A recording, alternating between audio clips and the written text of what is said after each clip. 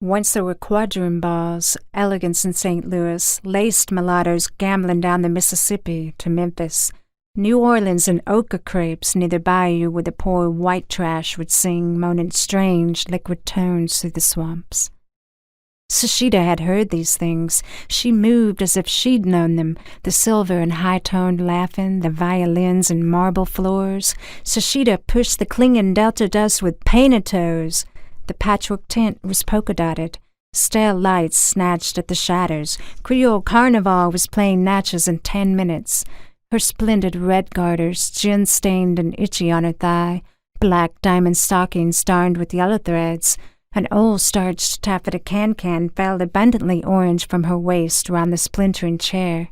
Sashida, Egyptian goddess of creativity, second millennium, threw her heavy hair in a coil over her neck. Sashida, goddess, the recording of history, spread crimson oil on her cheeks, waxed her eyebrows, and unconsciously slugged the last hard whiskey in the glass.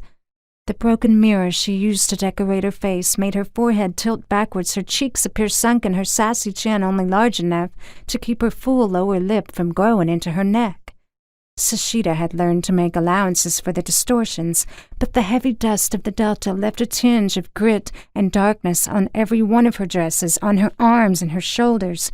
Sashida was anxious to get back to St. Louis. The dirt there didn't crawl from the earth into your soul. At least in St. Louis the grime was store-bought, second-hand. Here in Natchez, God seemed to be wiping his feet in her face. One of the wrestlers had finally won tonight. The mulatto, Raoul, was supposed to hold the booming half-cast Searing Eagle in a bear hug, 8 counts, get thrown unawares, fall out the ring, and then do Searing Eagle in for good. Sashida could hear redneck whoops and slapping on the back. She gathered her sparsely sequined skirts, tugged the waist cincher from under her graying slips, and made her face immobile. She made her face like Nefertiti, approaching her own tomb.